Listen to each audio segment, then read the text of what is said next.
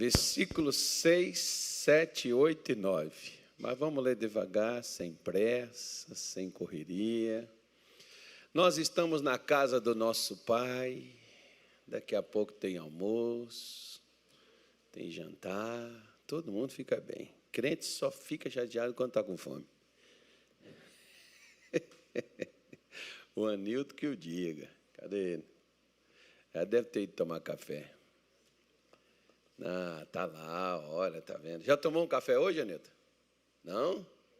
Mas tomou os meus tudinho, né? Você voltou lá de novo? Ele é bom, ele paga um café para você e 10 para ele. Mas pelo menos ele paga um para você. Esse Anilton é gente boa demais, irmão. Se ele estiver dormindo, então, nossa, eu sou fã dele. Brincadeira. Ele vai até casar o ano que vem. Casando quase aos 50 anos de idade, mas está casando. Ele falou, Senhor, eu não quero morrer. Vocês sabem, não vou contar essa história agora, não, vou deixar para contar lá no Congresso de Casais. Eu estou com um punhado de história para me contar lá já. Podemos ler? Diz assim, eu plantei, Apolo regou, mas Deus, o que Deus deu? Então, Deus só dá o crescimento, nós falamos aqui, Deus só dá o crescimento quando alguém planta e rega. E quem planta e quem rega pode ser a mesma pessoa. Não precisa ser pessoas diferentes. Se, por exemplo, você pode mais ou menos, como existem muitos casos, daquelas pessoas que foram adotadas por outra família e se tornou uma pessoa de bem, ou seja, não foi aquela pessoa que gerou aquela criança, aquela menina, aquele menino, mas alguém criou, alguém cuidou daquela criança, adotou o adolescente, sei lá, e aquela pessoa virou uma pessoa de bem na vida, porque alguém teve que cuidar. Não, talvez a pessoa nunca gerou ninguém, mas cuidou de alguém que foi gerado por outro. Então, o que é necessário é que tenha sempre alguém que plante e alguém que regue. Isso para qualquer área da vida. Tá? Se a gente, por exemplo, vamos supor, nós oramos tanto para você poder vir para a igreja, aí você vem para a igreja, chega aqui na igreja, a gente não cuida de você, para que a gente for orar para você vir? Né? Então, é algo mais ou menos assim. É aquela mulher, por exemplo, não, eu não vou falar das irmãs hoje, eu vou falar dos homens. Vou falar mal dos homens agora, né, Natália? De quem que eu falo, Natália? Não tem que falar mal, tem que mostrar o que é certo. Veja aquela pessoa, então vamos deixar neutro, né? Veja aquela pessoa que ela ora, vem para a igreja orar pela vida sentimental.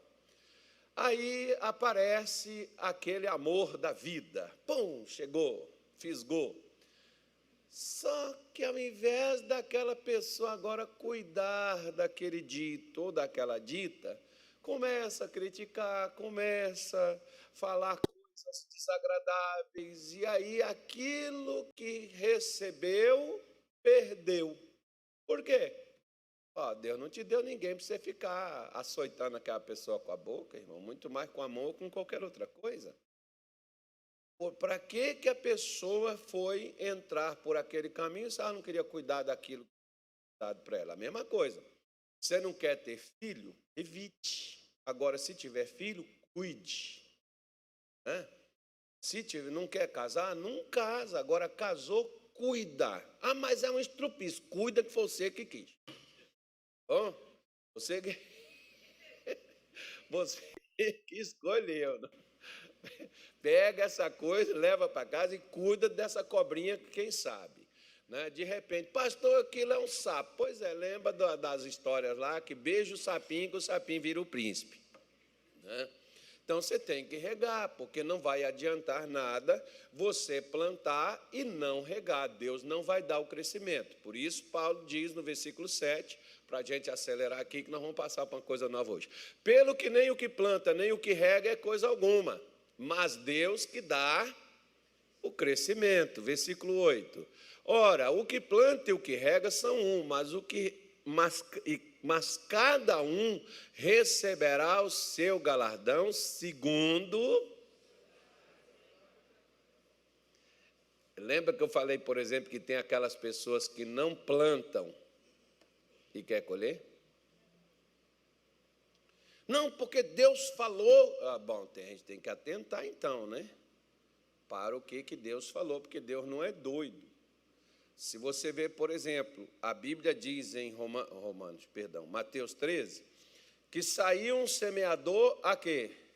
A semear. Quem é o semeador? O semeador era Jesus. Por que ele pode colher? Lembra daquela parábola dos talentos, que o camarada que ganhou um talento, ele diz assim, Senhor, sei que és um homem duro e que colhes onde não semeaste. Não foi Jesus que semeou, mas foi Jesus que deu a semente para semear. E o cidadão deveria ter semeado e não semeou. Você vê a maldade dele, por exemplo, foi justamente não semear a semente que foi dada para ele, conforme nós também falamos aqui.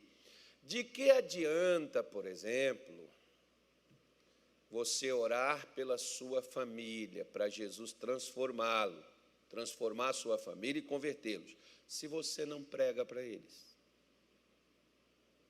E que adianta você pregar para eles e você não orar para eles receberem a pregação que você diz? São duas coisas que andam juntas, não pode separar uma da outra. Não pode deixar vou focar nessa daqui, que essa aqui vai dar resultado. Não. Duas coisas são instrumentos de crescimento para a vida em qualquer área na vida de alguém. Quais?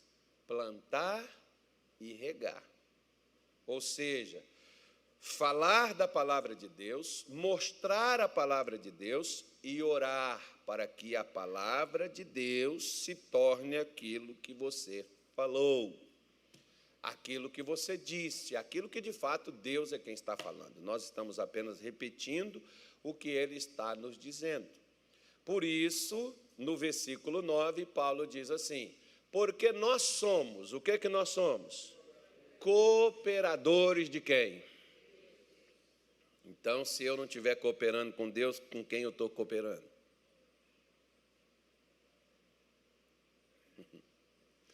Se eu não coopero com Deus, com quem eu estou cooperando? Existe só duas forças, existe a luz, existe as trevas, existe o bem, existe o mal. Se eu não coopero com Deus, eu estou cooperando com quem? Então, para você poder ver que não tem como ficar neutro não, tá? Ou a gente está de um lado, ou a gente está do outro lado. Não há como ficar aí em cima do muro, não. Então, por isso, é que uma vez que ele diz que nós somos cooperadores de Deus, se Deus não tem quem trabalha com ele, ele vai trabalhar com quê?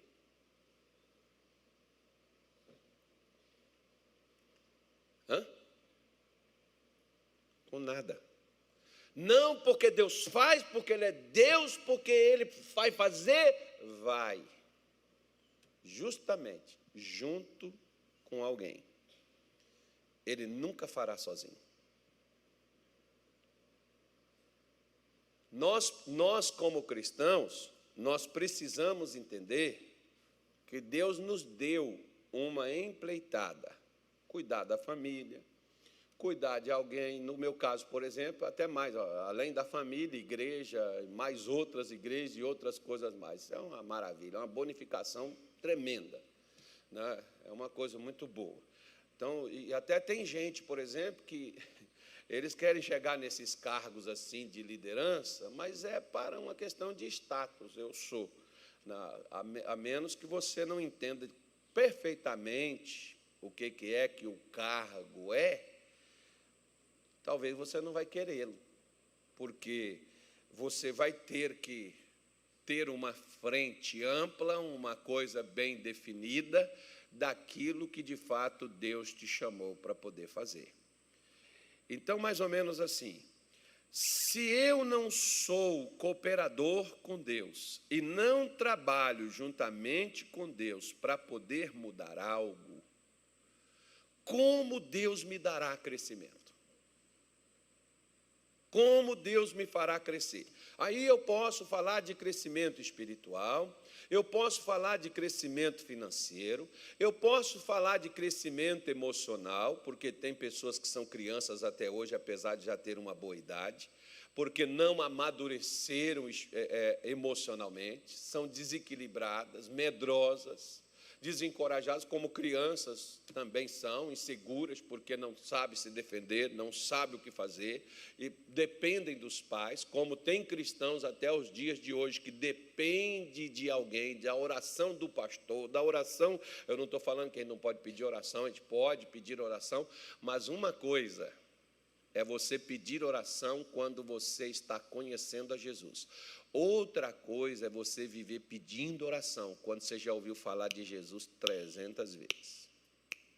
Aí é outro negócio, irmão. Mostra que não houve um crescimento espiritual. O apóstolo Pedro, por exemplo, lá no passado, quando eu comecei em 1992, no Evangelho, eu peguei um versículo de Pedro que aquilo me cobrava muito.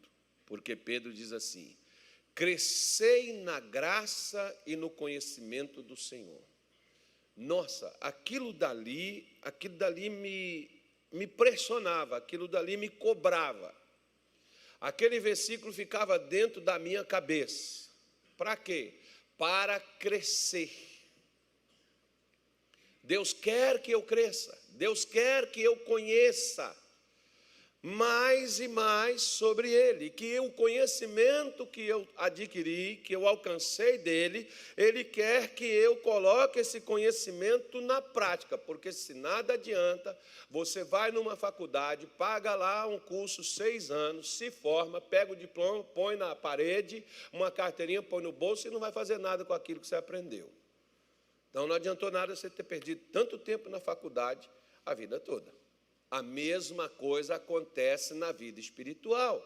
As pessoas fazem cursos, fazem encontros com Deus, faz curso da grade, curso de teologia, curso não sei das quantas, faz um encontro com o congresso do casal e o casamento está acabando. Ora, espera aí. Se eu estou trabalhando, faz seminário de prosperidade, está na miséria e a vida não progride, e a pessoa não prospera e a pessoa não cresce, então tem alguma coisa errada. Né? Se o curso está centrado em Deus, as orientações, o ensino está centrado em Deus, por que ele não está dando resultado? Então ele não está dando resultado porque alguém não está plantando ou não está colhendo. É necessário que essa pessoa plante, é necessário que essa pessoa colhe. Então nós vamos pegar aqui um exemplo hoje, quer ver? Êxodo capítulo 3, verso de número 11. Vamos pegar aqui Êxodo 3, 11. 3. O Anilton não tem problema com isso aí, né, Anilton? Você consegue ouvir direitinho? Porque ontem aqui o pessoal estava com dificuldade de me entender. Eu tive que recorrer às técnicas que eu aprendi lá em Belém, no Pará. Porque quando eu falava assim, 6, aí o pessoal, 3, pastor? Não, 6. Aí depois eu dizia assim, 3, 13? Não, irmão, 3. Aí eu entendi que quando você falava 3, normal, 3, não existe nem 3 também não.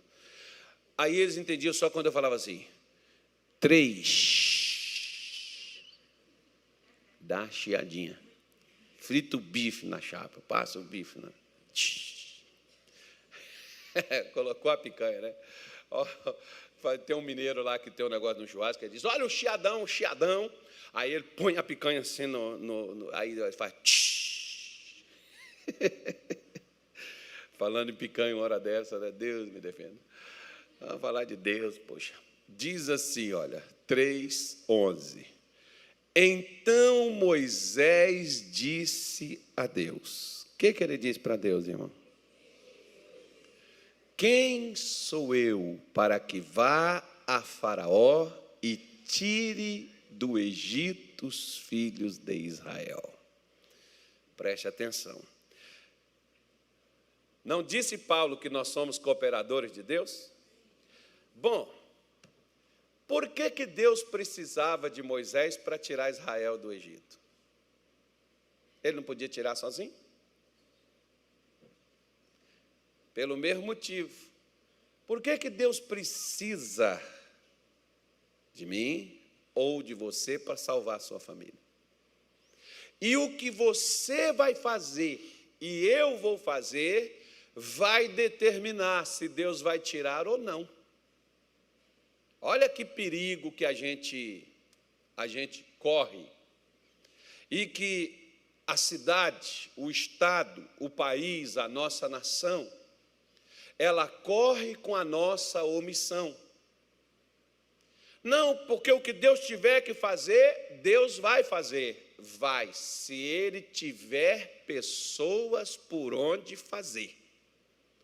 Como, por exemplo, deixa marcado aí o livro de Êxodo e vamos até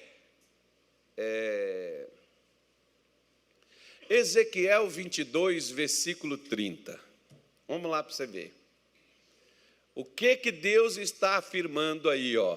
E busquei dentre eles um que estivesse tapando o muro e estivesse na brecha perante mim por esta terra, para que eu não a destruísse. Mas o que, gente? O que Deus estava procurando? Para quê? Para não destruir a terra. Ele encontrou quantos? Por que Israel foi levado para a Babilônia? Na Babilônia, espiritualmente, eles foram praticamente destruídos. E muitos daqueles que foram para a Babilônia não voltaram, porque não achou? Não tinha um. Será que não é por este o mesmo motivo que também Deus não acha aqui no nosso país, para evitar a destruição da nação, a destruição da família, a destruição dos bons costumes, das coisas boas? Será que não é por esse mesmo motivo que Deus não acha nem a mulher e nem o marido interessado em salvar o casamento, e por isso o casamento se desfaz? E alguns dizem, Deus quis assim. Deus não quis, foi alguém que não quis lutar por aquilo que Deus queria que fosse lutado. Não coloque essa coisa na conta de Deus não, meu irmão. Você não tem o direito. Pastor, a minha empresa faliu porque Deus quis. Você lutou, você orou, você jejuou, você leu a Bíblia, você levantou de madrugada, você veio para a igreja, você batalhou para poder defender isso? Não, eu não fiz nada, porque se Deus tiver que fazer, Ele vai fazer. Não, meu filho, Deus não faz nada sozinho. Por que Ele não faz? Porque Ele precisa da minha ou da sua.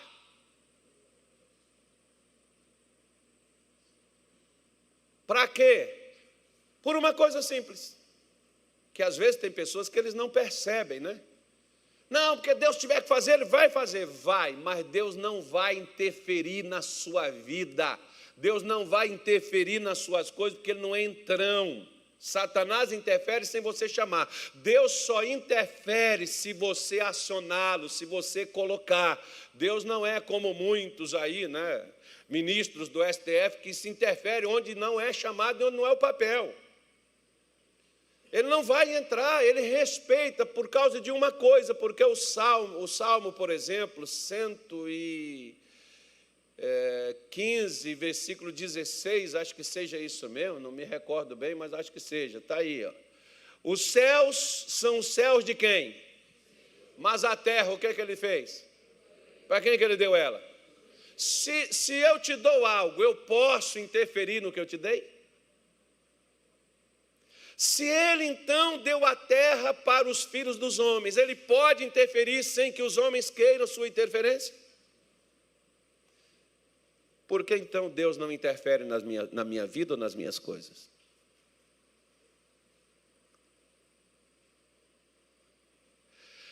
Muitos deixam ao chamado Deus dará. Se for de Deus, Deus vai fazer. Vai não. Se é de Deus, você precisa cooperar com Ele. Ou seja, para que Ele possa agir aqui na terra, Ele só agirá se alguém o chamar para cá. Ele não entrará na minha vida e nem na sua de sopetão. Ele não vai entrar onde você não o chamou para entrar contigo.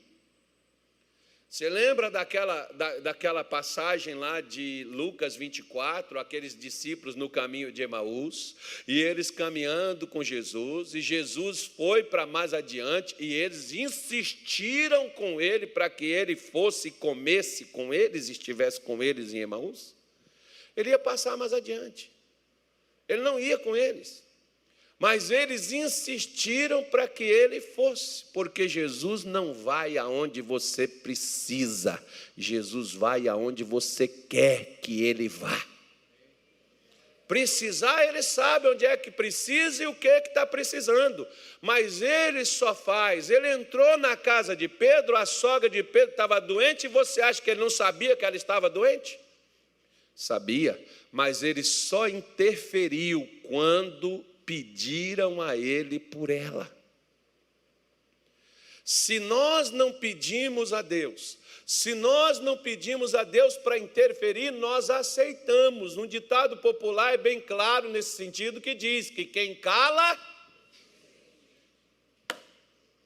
Então, portanto, é necessário que você e eu ou qualquer outra pessoa, se você quiser que Deus te ajude, que Deus te faça crescer no que você faz, é necessário a primeira coisa. Moisés diz: quem sou eu para que vá? Legal. Então ele estava dizendo: eu não tenho condição nenhuma de fazer o que o Senhor quer que eu faça. Deus não queria que ele fosse? Queria ou não queria? Queria, que tanto é que falou com ele. Deus não quer salvar a sua família? Quer, mas você diz assim: mas como é que eu vou fazer isso? Boa pergunta. Na Minas Gerais tem um ditado, só para me poder ajudar você a entender: dono de defunto pega na cabeça. Né? Você é o primeiro. Você não é o último a entrar na coisa. Você é o primeiro a entrar. Então, se Moisés, por exemplo, não fosse até o Egito liberar o povo de Deus, Deus não tiraria o seu povo, teria que levantar outra pessoa. Agora você imagine, será que não tem alguém nesse mundo de Deus que está dependendo do que você vai fazer? Será que Deus vai ter que levantar outro porque você não quer fazer? Não, pastor, mas espera lá, olha, o senhor não vê que Moisés, irmão, gente, Moisés era gente igual a gente, normal. Tinha nada de espetacular nele, não. Ele era até, na verdade, talvez pior do que eu e você, porque ele tinha um problema já nas costas dele. Ele tinha se tornado um criminoso. Nós aqui, né, acho que nem todos aqui têm esse crime nas costas. Uma coisa dessa natureza nas costas. Então ele estava até numa posição um pouco pior. E Deus chega lá para ele e diz assim: Moisés, eu quero que você vá ao Egito e tire o meu povo do Egito e leve eles para uma terra boa, espaçosa. Eu quero que você faça isso. Ele diz: quem sou eu para que vá? E tire. Ainda além, primeira coisa, eu não tenho condição nem de ir. E segunda coisa, muito menos, como é que eu vou tirar Israel de lá? Suponhamos, Senhor, que eu vá. Agora, tirar eles de lá, como? Com o quê? Da mesma forma, talvez, é as mesmas desculpas que eu e você, nós também damos para Deus para não fazer o que Ele nos pede. Para não fazer o que Ele quer que a gente faça. E a gente não faz e achamos, se Deus quiser, né, Ele faz. Ele não precisa de mim, não, e Ele não está agarrado a mim para poder fazer isso. Bom, Ele não pode estar agarrado a você, Ele pode usar uma outra pessoa. Esses tempos atrás, por exemplo, eu conversava com um pastor e ele me mostrou, e ele disse assim: olha, pastor, o missionário colocou, não me lembro, o show da fé. Deixa eu ver se eu consigo lembrar aqui, que eu me lembro que ele chamou a gente no escritório dele e ele mostrou para nós o projeto do show da fé. Eu não me lembro se foi 99, 2000, não me lembro que ano foi. Eu sei que ele mostrou e depois ele foi e colocou o programa na televisão. E o nome do programa, Show da Fé. Ficou assim, na época, assim, né, na cabeça de muitos, assim, até show. A fé é um show. E os crentes vinham perguntar essas coisas para a gente. E esse pastor, né, é um pastor bem antigo também, não é da nossa instituição. Esse pastor me mostrando, ele disse assim: há uns anos bem anteriores ao que o missionário fez, Deus mandou ele fazer e colocar na televisão um programa chamado Show da Fé. Esse era o nome do programa. Deus deu até o nome do programa para o pastor. E ele me mostrou que ele fez os negócios, tudo da época da data, os negócios tudo certinho, datado ali, né? Só que ele não fez. E por ele não fazer, o que Deus fez? Deus deu para o missionário. Mas a ideia inicial foi dada para ele. Por ele não fazer, Deus deu para outro. Você entende agora por que uns crescem e outros não? Mas o crescimento Deus dá para todos, mas tem aqueles que eles não abraçam, eles não pegam, eles não fazem. Aí Deus diz: já que você não faz, eu vou colocar outro, vou dar para outro. Já que você vai ficar aí com as suas desculpas, você vai ficar aí, né, colocando as suas dificuldades, os seus empecilhos, você vai ficar aí colocando as barreiras. Então é o seguinte: eu não tenho como trabalhar com gente que não coopera comigo. Por não trabalhar com pessoas que não cooperam comigo, dá licença, eu vou colocar outro. Isso Deus faz em todas as áreas da vida do ser humano. Muitas vezes Deus trabalha até mesmo com aquele que é descrente, mas ele coopera com Deus.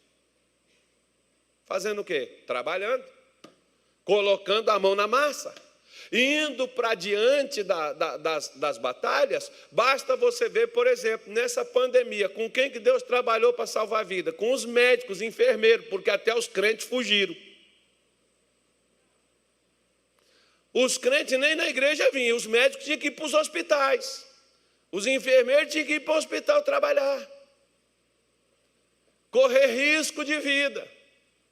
Os crentes, até um tempo atrás, até para poder vir na igreja, estavam tudo pensativos se vinha, se não, vamos esperar para ver se não vai morrer mais, vamos esperar para ver se esse negócio parou mesmo, né? Se essa vacina deu efeito ou não, porque vai que...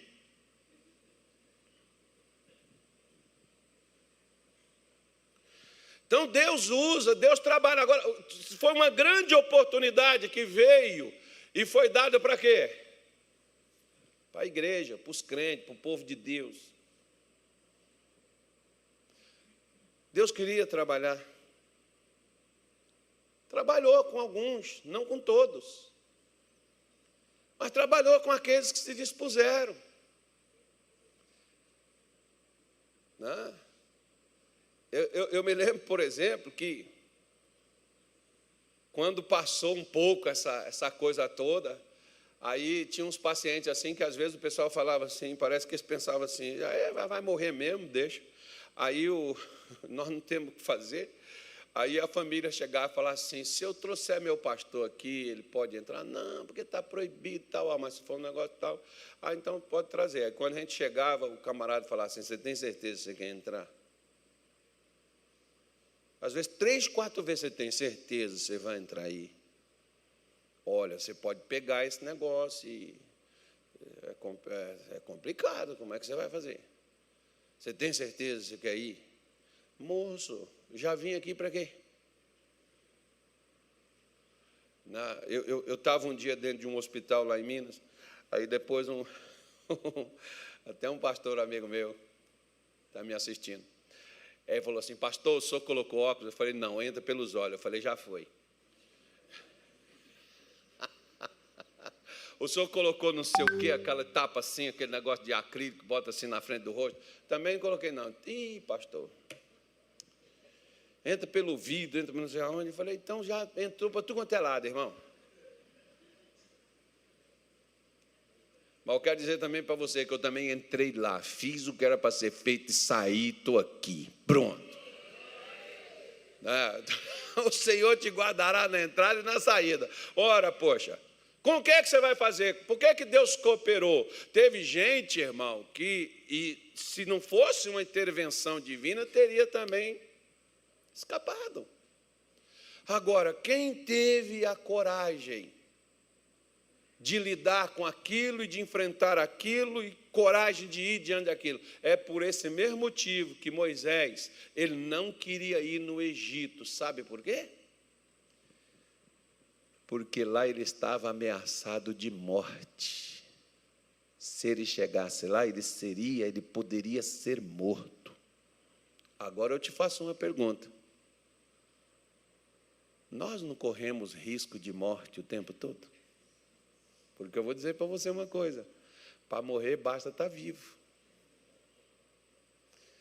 A gente não vê o que transita, o que passa, quem passa do nosso lado todo dia, qual a intenção que essa pessoa carrega. Muitas vezes tem umas ali que estão armadas até os dentes, que poderiam metralhar a gente, acabar com a gente, mas Deus não deixa nem nos ver. Por quê? Está trabalhando comigo. Está trabalhando para mim. Agora não, isso aí não, nós estamos trabalhando junto. E olha só que coisa tremenda, eu tenho a oportunidade de trabalhar junto com ele. Gente, isso é fantástico demais.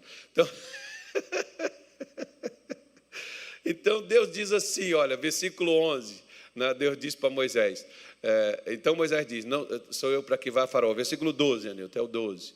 E Deus disse, certamente eu serei contigo.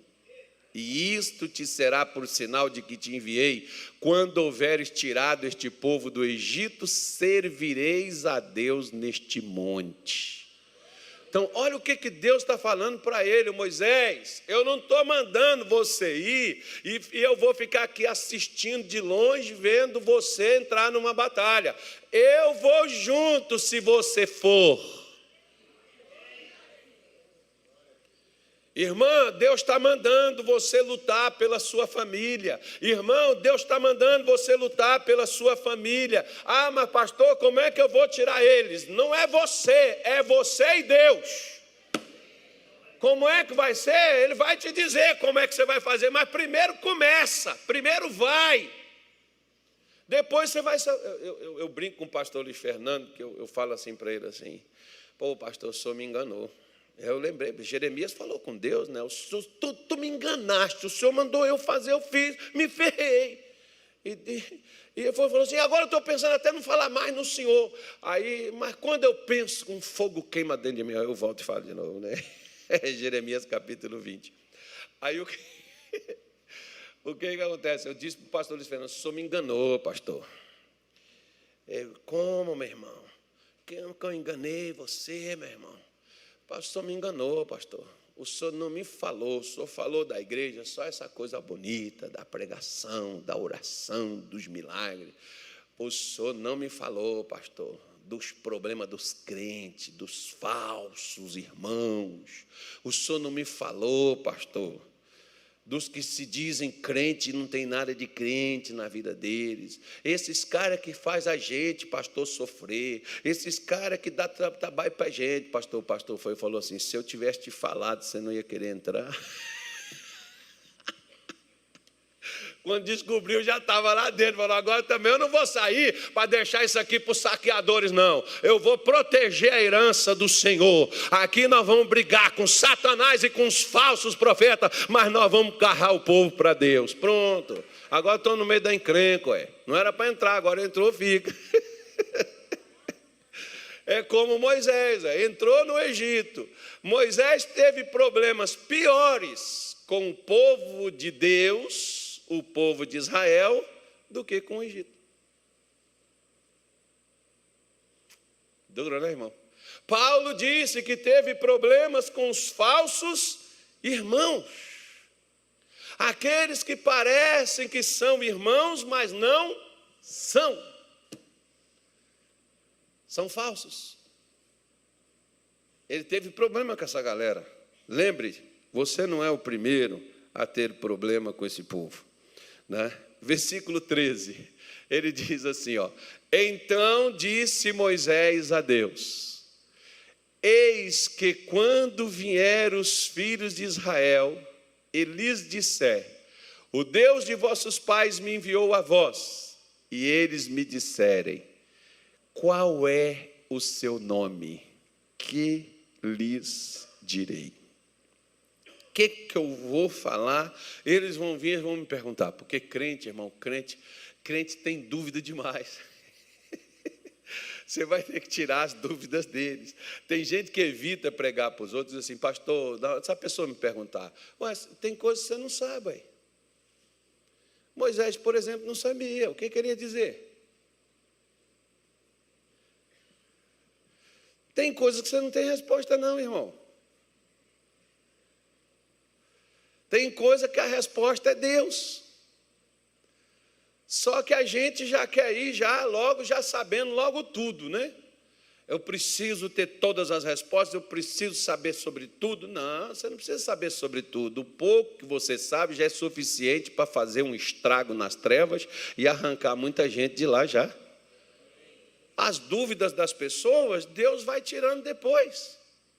O que você não souber, pergunta para nós. Se nós não soubermos, vamos perguntar para o missionário. Se o missionário não souber, vamos perguntar para Deus. Deus sabe. Deus tem a resposta. Mas, às vezes, você já fica amedrontado e com medo de ir e já ter que responder o que você já não sabe. Um monte de gente, às vezes, vem fazer perguntas para mim. Eu não sou obrigado a saber de tudo. Eu não sou Deus. E há coisas que Deus também não vai nos mostrar. Por quê? Porque, segundo diz a Bíblia em Deuteronômio, porque tem gente que, às vezes, elas se apegam muito ao conhecimento. Para quê? Para nada. Elas não fazem nada com o que sabem. Elas só querem um diploma na parede. E elas só querem dizer, eu estudei tudo sobre isso. E às vezes o que querem é uma boa discussão. Lá no Rio de Janeiro, quando eu morava lá, tinha umas rádios que faziam chamados debates. Ia um pastor, né, de um lado, pastor do outro. E os dois ficavam ali discutindo sobre quem nasceu primeiro, o ovo ou a galinha.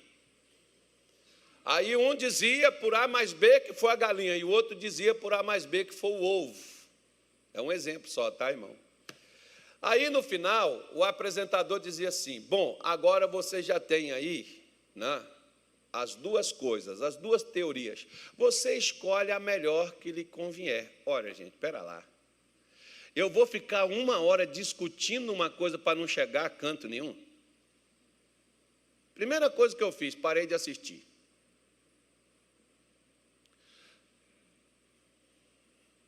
Até num canal nosso também tem um negócio desse aí. Os crentes depois chegavam lá na igreja, pastor, a gente pode fazer isso? Pode, irmão. Pode mesmo? Pode.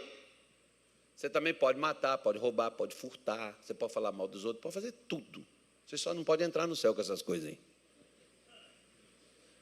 Bom, mas pode fazer. Vai embora. Então servia mais para colocar confusão na cabeça dos outros do que propriamente para trazer esclarecimento. Porque se eu discutir com você sobre um assunto, eu tenho um entendimento dele, você tem outro. Jesus dizia assim, na verdade, Deus tem um. E o de Deus é único. Tá? O de Deus é único. Deus não tem variações.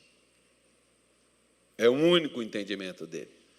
Então, eu não posso ficar com duas teorias, porque só existe uma. Por isso é que Moisés tinha essa dúvida do quanto, do que falar, do que dizer sobre Deus. Mas Deus estava garantindo para ele, Moisés, eu vou com você e você vai tirar Israel do Egito. Sabe o que Moisés poderia ter feito? Moisés poderia ter feito uma coisa.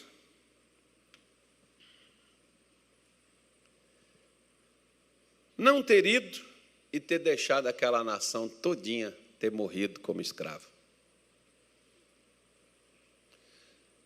Mas assim como nós, Moisés também queria garantia de que o que ele fazia ia dar certo. Assim o Paulo, por exemplo, onde eu li com você, Paulo está dando a garantia. Eu plantei, Apolo regou. Quando eu plantei, Apolo regou, Deus deu o crescimento. Ele já está dando a garantia, vai crescer. Se alguém planta, se rega o que plantou, vai crescer. Deus vai dar o crescimento, porque Deus trabalha com aquilo que eu e você fazemos. Por isso que Moisés também queria, era uma garantia que Deus também deu. Êxodo capítulo 4, versículo 1, diz assim, quer ver, olha. Mas deixa eu te falar uma coisa. Por que Moisés queria garantir? Por que eu e você queremos garantir que o que a gente está fazendo vai dar certo e Deus vai fazer crescer? Porque isso é falta de fé. Por exemplo, Jacó não fez com Deus um voto dizendo assim, Senhor, se tu fores comigo nessa viagem que eu faço, o Senhor me der pão para comer, roupa para vestir, paz para voltar à casa do meu pai. O Senhor será o meu Deus e de tudo que o Senhor me der, certamente eu te darei o dízimo. Não foi o que Jacó fez? Bonita a proposta dele, né? E Deus deu, não deu? E deu porque Jacó fez um voto? Deixa eu só fazer uma coisa com você. Quantos votos você já fez para Deus e Deus te deu e você não cumpriu? Deus não fez para Jacó porque Jacó fez um voto com ele, não, irmão. Não engole essa farsa, não, que isso é uma farsa. Deus fez para Jacó porque antes de Jacó fazer o voto, Deus já tinha dito, eu irei contigo por onde quer que fores, e eu te trarei a este lugar. Deus fez porque Deus disse que iria fazer, porque quando Deus diz que vai fazer algo, Ele faz. Pode ir, Jacó, você está livre, você pode ir para onde você quiser, até no inferno que tu quiser ir, eu vou com você lá no inferno, e eu vou te trazer de novo essa terra, eu vou trazer você para cá, eu vou te trazer de volta, nada vai te acontecer, você pode ter percalço no caminho, você pode ter problema, mas eu vou contigo e vou te trazer, e você vai ficar nesse lugar outra vez. Eu estou te dando, isso aqui é sua herança, isso aqui é sua terra. Ele já tinha as garantias, porque Deus sabe que o homem ele precisa de garantias. Você não lembra de Abraão? Abraão não está lá, Deus não diz para ele, sai de sua terra, de sua parentela, vem para o lugar que eu te mostrarei, te abençoarei grandissimamente, farei você crescer, multiplicar, Deus não havia dito que faria isso com Abraão. Abraão está lá depois em Gênesis 15, triste, chateado, depois de uma batalha que ele quase morreu, disse assim, Senhor, o que há de me dar se até agora eu ando sem filho? Porque Abraão queria o quê? A garantia. Irmão, você quer a garantia? Plante e regue. Plante e regue. Deus te dará a garantia. A garantia é o crescimento. Já que você quer a garantia, planta e rega. Eu me lembro de uma época que eu estava lutando na nossa igreja lá em Belém. A igreja não alavancava, a igreja não ia, a igreja não crescia, a igreja não saía do lugar. E eu entrava num parafuso, que agora vai dar, não dava, agora vai vir, não vem, agora vai crescer, não cresce. E um dia eu fazendo uma oração, sabe o que Deus mandou fazer? Carlos, pregue e ore, pregue e ore. E larga, esquece o resto. Para de ficar contando gente na igreja, para de ficar vendo quanto está dando, para de ficar vendo se está cheio, se está vazio. Prega e ora, prega e ora. Eu comecei a me atentar somente para pregar e somente para orar. Resultado, o que Deus fez? Cresceu a igreja. Mas a gente quer uma garantia. Pastor, eu preciso ter certeza que Deus vai me abençoar. Eu preciso ter certeza que esse negócio vai dar certo, pastor. Você quer ter certeza? Plante e regue. Entrega o seu dízimo, a sua oferta e ore, Senhor, sobre a tua palavra. Não lembra quando Pedro falou assim, eu pesquei a noite toda, mas sobre a tua palavra eu lançarei a rede. Lança as suas redes sobre a palavra de Deus. Senhor, tu dissestes que aquele que trouxer, o Senhor abriria o céu, seu bom tesouro. O Senhor derramaria bênção sobre a terra. O Senhor acabaria com a miséria.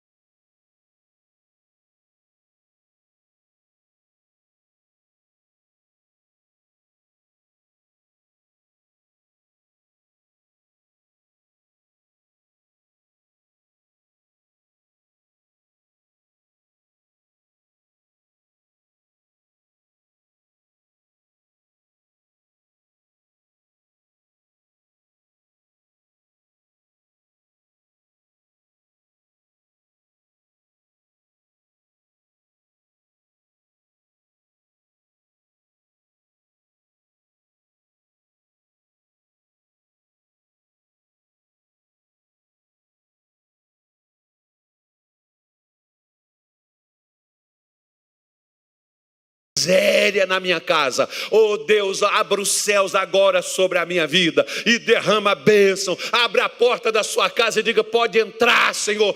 Enche essas vasilhas, enche essa geladeira, enche aquele local onde eu ponho as minhas comidas, enche a minha conta bancária. Põe, Senhor, põe a bênção nas minhas mãos, porque onde eu colocar elas, o Senhor vai colocar a bênção e vai frutificar e vai multiplicar e vai crescer, Deus. Mas nós não, nós falamos assim, não, eu entreguei, está lá, se Deus quiser fazer, Ele faz. Tá bom. Daqui a pouco você vem com a cara de maracujá de gaveta para cá, está tão triste, pastor, por quê? Nada está dando certo para mim, e eu sou dizimista, sou ofertante. Você está regando, filho de Deus? Não, então tá bom. Está esperando crescer o quê? Porque se você é dizimista e você é ofertante, por causa de uma semente que foi posta dentro de você. Qual é a semente? A semente da fé. Uma semente de bênção que precisa ser regada. Diga assim, alô. Não sei por que as pessoas ficam tristes quando eu falo essas coisas. Mas vamos lá. Vamos lá. Versículo 1 diz assim, Então respondeu Moisés e disse, mas eis que não me crerão, nem ouvirão minha voz, porque dirão, o Senhor não te apareceu. Uau! Poxa vida. Irmão, deixa eu falar uma coisa para você. Pare de ficar perdendo seu tempo contando suas experiências com Deus para os outros. Eles não vão acreditar. Eu tenho coisa que se eu contar para você das minhas orações, eu e Deus, você não vai fazer. Você vai falar assim, isso é mentira. Agora, eu vivi. Eu não preciso que você acredite, quem tem que acreditar sou eu. Porque quem, por exemplo, o Natália chega lá e diz assim, eu estava orando essa noite e Jesus entrou no meu quarto. Eu vou falar assim, ele estava sonhando. Por quê? Porque não foi comigo, foi com ele. Eu não estava lá, eu não vi. Então Moisés está preocupado das pessoas não crerem. A nossa falta de fé, né, ela nos leva exatamente a isso, porque nós queremos ter essas garantias para a gente poder, tipo assim, fazer os outros crerem no que nós cremos, porque eles não viram o que nós vimos, eles não ouviram o que nós ouvimos, mas nós queremos que eles creiam como nós estamos crendo. Deixa eu falar uma coisa para você. Não exija e não cobre a fé dos outros com os quais Deus não falou. A fé vem pelo ouvir e o ouvir a pregação da palavra de Deus. Ou seja, se a fé vem pela pregação, tem pessoas que era para estar vivendo então no poder da fé. Mas na realidade não é isso. Porque pregações, quantas você já escutou, mas Deus não falou com você. Porque não é escutar a pregação que me dá fé, é Deus falar comigo. Sabe quando é que Deus fala com você? É quando alguém está falando de Deus para você, mas não sabe no seu interior o que você sente, o que você pensa, o que você vive, o que você passa. E a pessoa descreve a sua vida todinha, praticamente põe seu CPF ou sua identidade na frente e diz: é contigo que eu estou falando. Tem crentes assim: pastor, Deus falou comigo a pregação todinha. Até o louvor que o pastor cantou, foi Deus falando comigo. Caramba, você não fez nada com isso?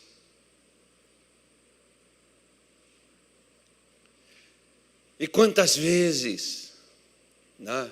Mas a gente sempre está exigindo as garantias, palpáveis ainda, como Moisés está aqui. Senhor, eles não vão crer, e nem vão ouvir a minha voz.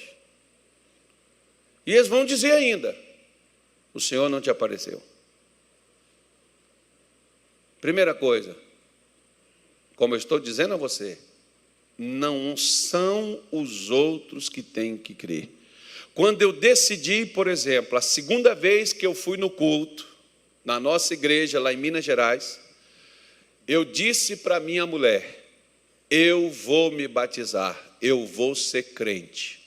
E ela virou para mim e falou assim: você tem certeza que é isso que você quer? Você não acha melhor a gente frequentar mais a igreja um pouco? Eu falei: não, senhora, eu estou decidido, a partir de hoje eu vou ser crente. E ela falou assim: daqui a pouco você vai querer ser obreiro e depois você vai querer ser pastor. Irmão, Deus estava usando ela, ó.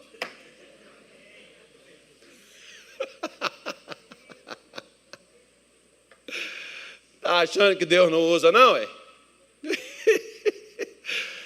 Eu falei assim: caramba, como é que ela sabe? Porque aquilo já estava dentro de mim também, né? Porque no segundo dia que eu entrei na igreja, uma voz, eu estava sozinho. Aí, olha só, para você ver como tem gente que não crê. Tudo bem, o problema é seu. Não foi contigo que Deus falou, foi comigo. Eu estava sozinho na parte de trás lá da igreja.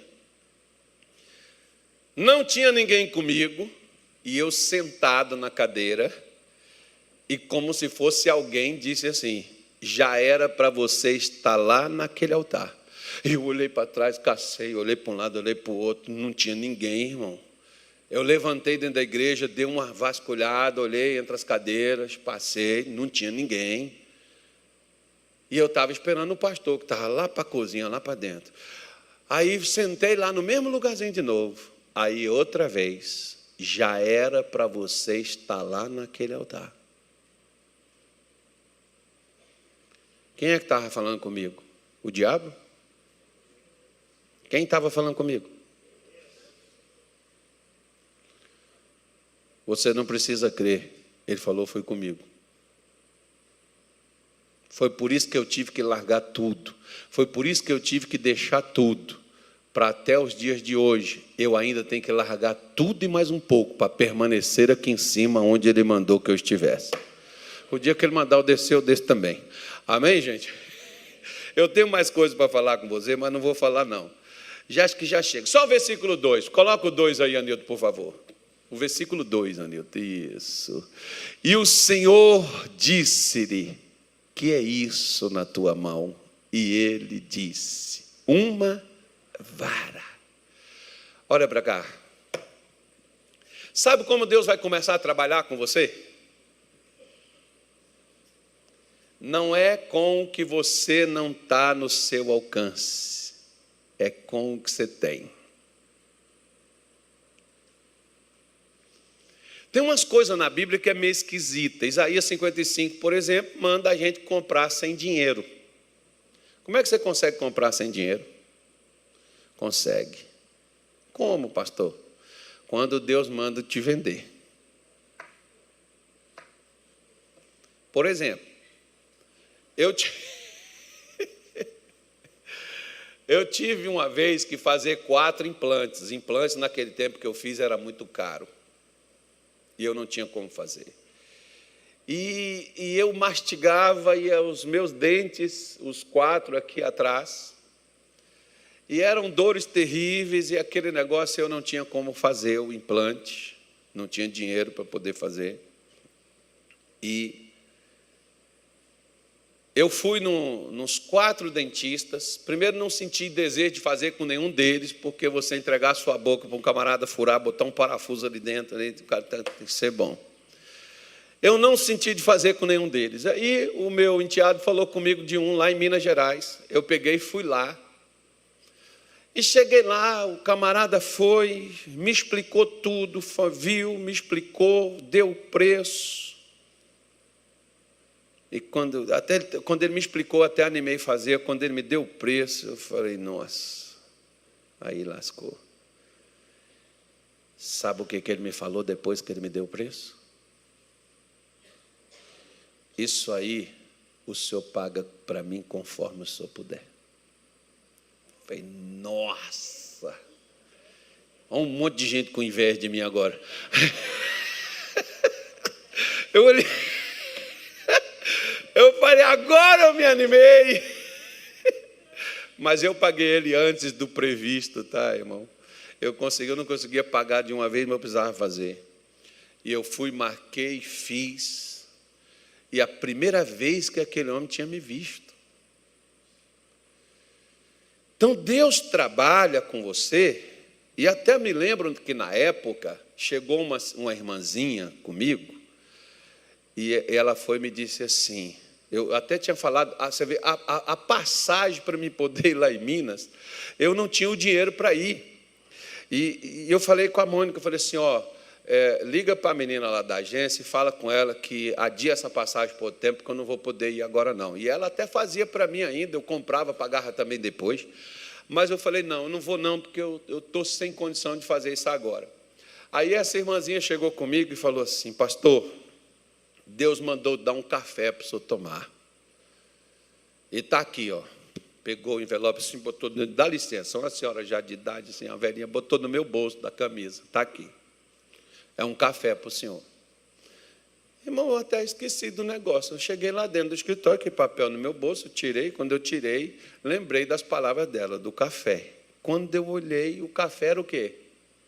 Era as passagens para ir para Minas. Falei: nossa, que café danado de gostoso que essa irmãzinha me pagou. Né? E eu não pedi, não falei nada com ninguém que eu precisava daquelas passagens. Mas Deus trabalha com o que você tem nas mãos. Semeia o que você tem e Deus vai fazer colher. Deus plante, regue o que você tem, porque Deus vai fazer crescer. Moisés tinha uma vara nas mãos. O que você tem nas suas mãos? O que você tem nas suas mãos é com isso que Deus vai trabalhar. Você tem aí, por exemplo, o pão e o cálice aí na sua mão? Se não tem, pega. Agora, se você não tinha nada, você já tem. E tem algo poderoso, que é a força de Jesus e o poder da ressurreição de Cristo que está no seu sangue. Está aí na palma das suas mãos agora. Se você